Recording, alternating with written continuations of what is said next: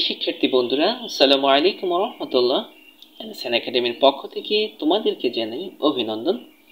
আজকে আমরা দেখব তোমাদের বিজ্ঞান বইয়ের পৃষ্ঠা নং 38, তারপরে দেখব পৃষ্ঠা নং 39, এরপরে দেখব হচ্ছে যে পৃষ্ঠা নং 40। তার মানে হচ্ছে যে আজকের ক্লাসে আমরা তোমাদের বিজ্ঞান বইয়ের পৃষ্ঠা নং 38, 39, 40 এই তিনটি পৃষ্ঠারই সমাধান করব। তো চলো আমরা প্রথম থেকে শুরু করি। এখন আমরা দেখব তোমাদের বিজ্ঞান বইয়ের পৃষ্ঠা নং 38।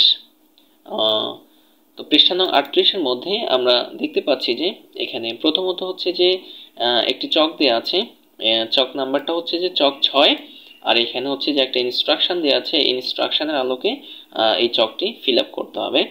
তো প্রথমত আমরা এখানে দেখতে পাচ্ছি যে বলা হয়েছে তোমার দলের প্রতিযোগিতার খেলার স্কোর চক 6 লিখে ফেলো। তার মানে হচ্ছে যে আমরা যে খেলাটা দিয়েছি, ক্যারাম খেলাটা, এখানে হচ্ছে যে মানে হচ্ছে যে আমাদের দলের যে স্কোরটা হয়েছে সেটি হচ্ছে যে আমরা এই ছক 6 এর মধ্যে ফিল আপ করতে হবে। তো আমরা হচ্ছে যে আইডিয়া করে আমরা তোমাদের জন্য একটি মানে আমরা আমাদের নিজেদের মতো করে তোমাদের জন্য একটি সমাধান রেডি করে রেখেছি এটার জন্য।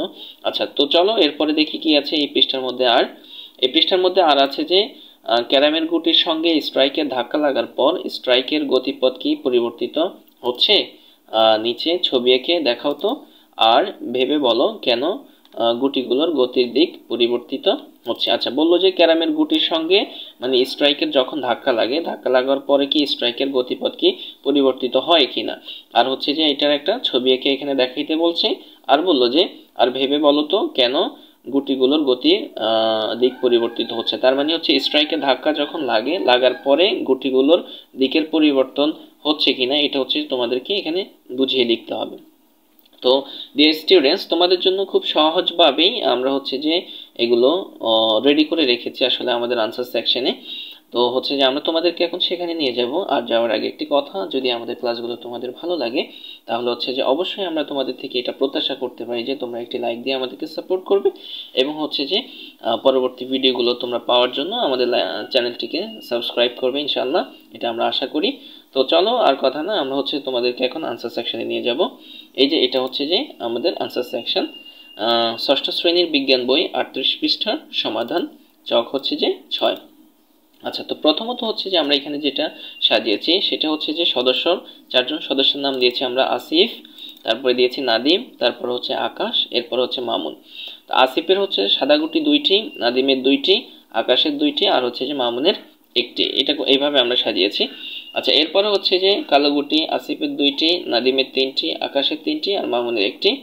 আচ্ছা, এরপর হচ্ছে যে লাল গুটি আসিফের 0, নাদিমের 1টি, তারপর হচ্ছে যে আকাশের 0, মামুনের 0। তাহলে হচ্ছে যে এরপরে মোট পয়েন্ট হচ্ছে যে আমরা আসিফ 30, তারপরে নাদিম 55, আকাশ 35, মামুন 15। আর হচ্ছে যে অবস্থান কে কোন স্থান অধিকার করেছেন? আসিফ তৃতীয়, নাদিম প্রথম, আর আকাশ দ্বিতীয়, আর হচ্ছে যে মামুন চতুর্থ। তো মোটামুটি এই ছিল আমাদের প্রথম চকের সমাধান। আচ্ছা, এরপর হচ্ছে যে এখন আমাদেরকে এই বক্সটির যে সমাধানটি আছে সেটি আমাদেরকে সলভ করতে হবে। তো সেটিও আমরা তোমাদের জন্য আমাদের আনসার সেকশনে খুব সহজভাবে রেডি করে রেখেছি। এই যে সেটি হচ্ছে যে এই যে এটা। তো এখানে আমরা প্রথমত লিখেছি যে এই যে ক্যারামের গুটির সঙ্গে স্ট্রাইকে ধাক্কা লাগার পর স্ট্রাইকের গতিপথ কি পরিবর্তিত হচ্ছে? নিচে ছবি এঁকে দেখাও তো, আর ভেবে বলো কেন গুটিগুলোর গতির দিক পরিবর্তিত হচ্ছে। আমরা প্রথমত এটাকে এভাবে সাজিয়েছি যে ক্যারামের গুটির সঙ্গে স্ট্রাইকের ধাক্কা লাগার পর স্ট্রাইকের গতিপথ পরিবর্তিত হচ্ছে। আচ্ছা, নিচে ছবি এঁকে দেখানো হলো। আচ্ছা, তো আমরা হচ্ছে যে এখানে একটা ডেমো ছবি দিয়েছি। তোমরা চাইলে তোমাদের মতো করে আরো সুন্দর ছবি এঁকেও তোমরা এটি সমাধান করতে পারো, কোনো অসুবিধা নাই। আচ্ছা, এরপরে আমরা লিখেছি যেটা যে ক্যারাম বোর্ড খেলায় নিচের গুটিকে স্ট্রাইকার দ্বারা আঘাত করলে ধাক্কা লাগার পর উপরে থাকা গুটি স্থিতি জড়তার দরুন নিচের গুটির অবস্থান জায়গায় পড়ে থাকে। আচ্ছা, তারপরে আমরা লিখেছি এখানে যে আমরা জানি স্থির বস্তুর স্থির থাকতে চাওয়ার প্রবণতা হলো স্থিতি জড়তা। আচ্ছা, বল প্রয়োগে নিচের গুটিটি অবস্থার পরিবর্তনের ফলে উপরের গুটির স্থির অবস্থান হতে গতিশীল হয়ে কিছু উলম্ব দূরত্ব অতিক্রম করে। আচ্ছা, নিচের গুটির অবস্থানে পুনরায় স্থির অবস্থা প্রাপ্ত হয়। আচ্ছা, সুতরাং স্থিতি জড়তার কারণে ক্যারাম বোর্ডের নিচে গুটিগুলোর গতির দিক পরিবর্তিত হয়। তো তোমরা হচ্ছে যে এটি ধীর স্থির ভাবে পড়লে তোমরা হচ্ছে যে আশা করি ইনশাল্লাহ এই ব্যাখ্যাটি বুঝতে পারবে। আচ্ছা, আর আমরা চলে যাচ্ছি যে এরপরে কি আছে। এরপরে হচ্ছে যে এখানে আরেকটা ইনস্ট্রাকশন দেওয়া আছে, সেখানে বলা হয়েছে যে আচ্ছা, ক্যারাম বোর্ডে যে বরিক পাউডার দেওয়া হয়েছিল মনে আছে? আচ্ছা, বরিক পাউডার কেন দেওয়া হয় বলো তো? না দিলেই বা কি হয়? আচ্ছা, তোমার উত্তর নিচের ফাঁকা জায়গায় লিখে রাখো। তার মানে হচ্ছে যে আমরা যেই বরিক পাউডারগুলো ব্যবহার করি ক্যারাম বোর্ড খেলার সময়, তো হচ্ছে যে ওই ক্যারাম খেলার পাউডারগুলো কি আসলে দিতেই হয় কিনা বা এগুলো প্রয়োজন কতটুকু, সেই বিষয়ে আসলে এখানে আমাদেরকে বিস্তারিত লিখতে হবে। তো সেটা হচ্ছে যে তোমাদের জন্য সেটাও আমরা আমাদের আনসার সেকশনে রেডি করে রেখেছি। এই যে এখানে আমরা হচ্ছে যে এখানে লিখেছি, উত্তরটা এভাবে লিখেছি যে ক্যারাম বোর্ড সাধারণত পিচ্ছিল থাকে না। ক্যারাম বোর্ডটা কি থাকে না? সাধারণত পিচ্ছিল থাকে না। এটির পৃষ্ঠতল খসখসে অমসৃণ থাকে। তো হচ্ছে যে গুটিগুলো দ্রুত অবস্থান পরিবর্তনের কারণে মসৃণ পৃষ্ঠের প্রয়োজন হয়, মানে গুটিগুলো যেন দ্রুত অবস্থানে পরিবর্তন করতে পারে, সেই জন্য আসলে পৃষ্ঠটার মসৃণ হওয়া প্রয়োজন। অমসৃণতা দূর করে ক্যারাম খেলায় স্বাচ্ছন্দ্য আনতে বরিক পাউডার ব্যবহার করা হয়। তো এই যে অমসৃণতা দূর করার জন্যই আসলে বরিক পাউডারটা ব্যবহার করা হয়। ক্যারাম বোর্ডে বরিক পাউডার ব্যবহার না করলে গুটিগুলো ঠিকমতো গন্তব্যস্থানে পৌঁছায় না। আসলে আমরা যারা ক্যারাম খেলি আমরা জানি যে আসলে ক্যারাম বোর্ডে বরিক পাউডার ব্যবহার না করলে আসলে গুটিগুলো ঠিকমতো আসলে গন্তব্যস্থানে পৌঁছায় না। তো মোটামুটি এই ছিল আমাদের পৃষ্ঠা নং 38-এর সমাধান। আশা করি তোমরা খুব সহজে এটি ধরতে পেরেছো। এখন আমরা দেখব তোমাদের বিজ্ঞান বইয়ের পৃষ্ঠা নং 39-এর সমাধান। পৃষ্ঠা নং 39-এর সমাধান দেখব এখন আমরা। তো এখানে আমরা দেখতে পাচ্ছি যে প্রথমত হচ্ছে যে পৃষ্ঠা নং 39-এর মধ্যে এখানে দুইটি ইনস্ট্রাকশন দেওয়া আছে। প্রথমত বলা হয়েছে যে খেলাধুলা তো অনেক হলো, আচ্ছা কোন খেলায় কে জিতলো তা হিসেব করে কোন দল বিজয়ী সেসব পরে ঠিক করা যাবে। তার আগে এই খেলাগুলোকে আরেকটু খুঁটিয়ে দেখতে হবে। আচ্ছা, তো এখানে হচ্ছে যে একটি বাড়ির কাজ দিয়েছে। বাড়ির কাজের মধ্যে এখানে আমরা দেখতে পাচ্ছি যে একটা ইনস্ট্রাকশন আছে যে আজ তোমরা যেসব খেলায় অংশ নিলে সেখানে তো নানা ধরনের গতির ব্যাপার ছিল। অনুসন্ধানী পাঠ থেকে বিভিন্ন ধরনের গতির অংশটা ভালো করে পড়ে নিচের চক 7-এ তোমাদের খেলার সঙ্গে এসব গতির কোনো মিল পাও কিনা তা ভেবে দেখো তো। আচ্ছা, কোনো মিল চোখে পড়লে নির্দিষ্ট কলামে টিক চিহ্ন দিয়ে রাখতে পারো। আচ্ছা, তো এখানে হচ্ছে যে চক 7-এর মধ্যে বলেছে যে আসলে আমরা তো বিভিন্ন খেলায় নানা ধরনের খেলা খেলেছি, এই খেলাগুলোর মধ্যে আমরা নানা ধরনের গতির ব্যাপার ছিল আসলে। তো তোমাদের অনুসন্ধানী বই থেকে হচ্ছে যে এই গতির অংশটা তোমরা ভালোভাবে পড়ে হচ্ছে যে চক 7 আসলে তোমরা সমাধান করবে যে তোমাদের এই খেলার গতিগুলোর সাথে কি আসলে অনুসন্ধানী বইয়ের যে গতির কথা দেয়া আছে সেটার কোনো মিল আছে কিনা, সেটা হচ্ছে যে তোমরা আসলে এই চকের মধ্যে আসলে লিপিবদ্ধ করবে। তো হচ্ছে যে আমরা তোমাদের জন্য এটি খুব সহজে আমাদের আনসার সেকশনে রেডি করে রেখেছি। আর হচ্ছে যে আমরা আনসার সেকশনে যাব, তবে আনসার সেকশনে যাওয়ার আগে তোমাদের প্রতি আমাদের একটা রিকোয়েস্ট, সেটা হচ্ছে যে যদি আমাদের ক্লাসগুলো তোমাদের ভালো লাগে, তোমরা যদি উপকৃত হও, অবশ্যই হচ্ছে তোমরা তোমাদের কৃতজ্ঞতা বোধ থেকে একটি লাইক দিতে পারো এবং হচ্ছে যে আমাদের চ্যানেলটিকে সাবস্ক্রাইব করে তোমরা আমাদের সঙ্গে থাকতে পারো। তো চলো এখন আমরা চলে যাব আমাদের আনসার সেকশনে। তো আনসার সেকশনের মধ্যে আমরা হচ্ছে যে এই যে চক 7 এখানে আমরা রেডি করে রেখেছি। তো হচ্ছে যে ষষ্ঠ শ্রেণী বিজ্ঞান বই 39 পৃষ্ঠার সমাধান চক 7। আচ্ছা, তো এখানে প্রথমত আমরা যেটি দিয়েছি আমরা হচ্ছে 4টি খেলার নাম দিয়েছি। তো প্রথম যে খেলাটি সেটি হচ্ছে যে আমরা সোজা রাস্তায় দৌড় দেওয়া, এটি হচ্ছে যে সরল গতি আসলে আমাদের। তারপর হচ্ছে যে ভার নিক্ষেপ করা, এটি হচ্ছে যে বক্রগতি। এরপরে হচ্ছে যে দড়ি লাফ দেওয়া, এটি হচ্ছে যে ঘূর্ণন গতি। তারপরে হচ্ছে যে দোলনায় দোল খাওয়া, এটি হচ্ছে যে পর্যাবৃত্ত গতি। তার মানে হচ্ছে যে আমরা অনুসন্ধানী বই থেকে গতির বিষয়গুলো বুঝে তারপর হচ্ছে যে আমরা এই 4টা খেলা আমরা খেলেছি। এই 4টা খেলা আমরা কোনটা কোন গতি সেটা হচ্ছে যে আমরা এখানে খুব সহজেই টিক মার্ক দিয়েছি। তো এই ছিল মোটামুটি আমাদের পৃষ্ঠা নং 39-এর সমাধান। আচ্ছা, এখন হচ্ছে যে আমরা দেখব তোমাদের বিজ্ঞান বইয়ের পৃষ্ঠা নং 40, পৃষ্ঠা নং 40-এর সমাধান।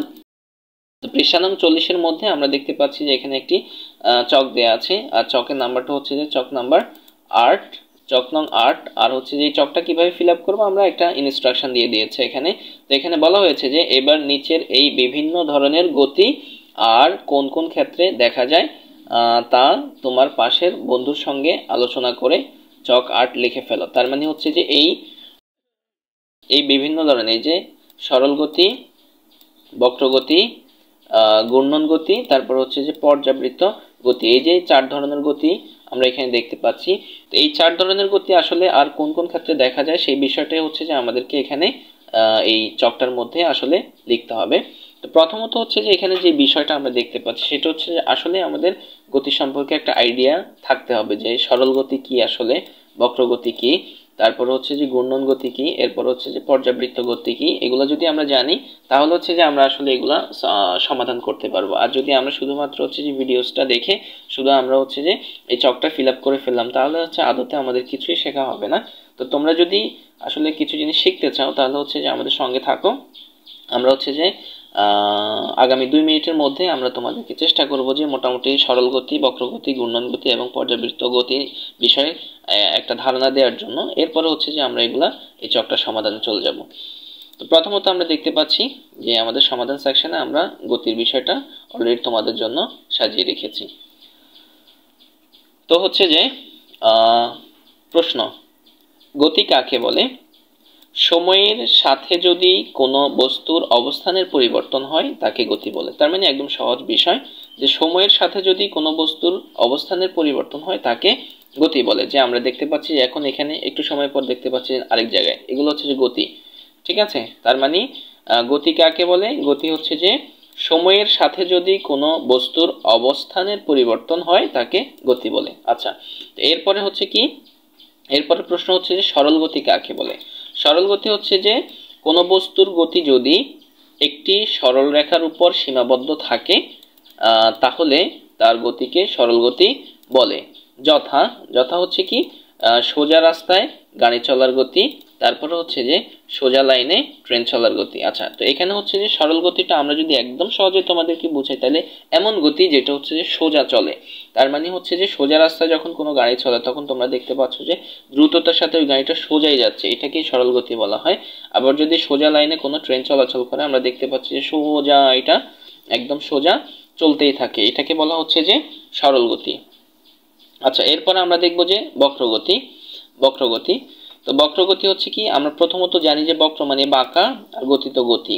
ঠিক আছে, তার মানে হচ্ছে যে যেই গতিতে বস্তু সরল রেখায় না গিয়ে বক্র পথে চলে, তার মানে হচ্ছে যে যেই গতিতে বস্তুটি আসলে সোজা না গিয়ে বাঁকা পথে, এই যে সরল রেখায় না গিয়ে বক্র পথে চলে, তার মানে সোজা না গিয়ে বাঁকা পথে চলে, তাকে হচ্ছে যে বক্রগতি বলে। যেমন হচ্ছে যথা যথা হচ্ছে যে কি, ভার নিক্ষেপ করা, ভার নিক্ষেপ করার গতি, ভার নিক্ষেপ করার গতি। ভার নিক্ষেপ করার গতিটা আমরা জানি যে যখন কোনো কিছু আসলে নিক্ষেপ করা হয় এটি হচ্ছে যে কিছুক্ষণ পরে এটির অবস্থান পরিবর্তন হয়, এটি বাঁকা পথে চলা শুরু করে। এরপর হচ্ছে যে ঢিল ছুঁড়ে মারার গতি ইত্যাদি।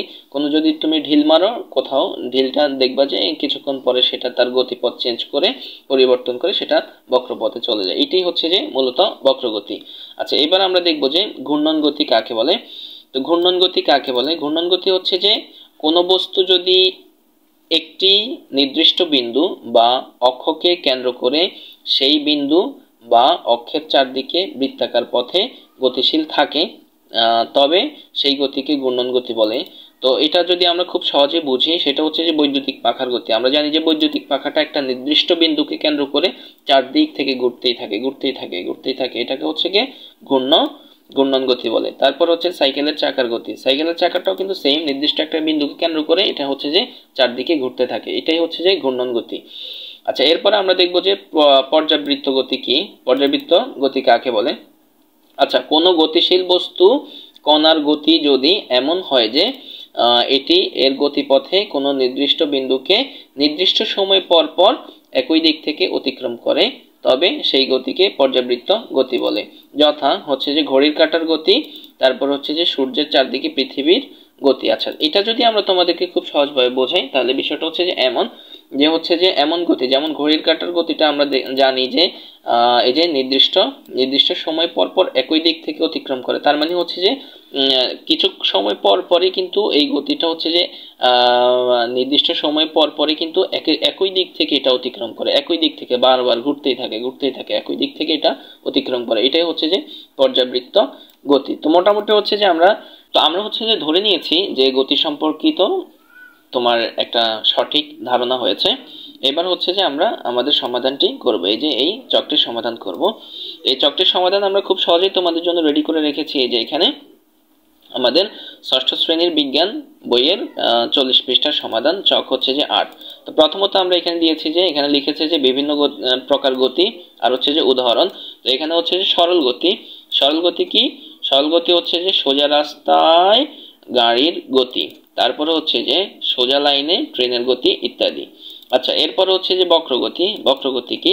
বক্রগতি হচ্ছে যে ভার নিক্ষেপ করার গতি, তারপর হচ্ছে ঢিল ছুঁড়ে মারার গতি ইত্যাদি।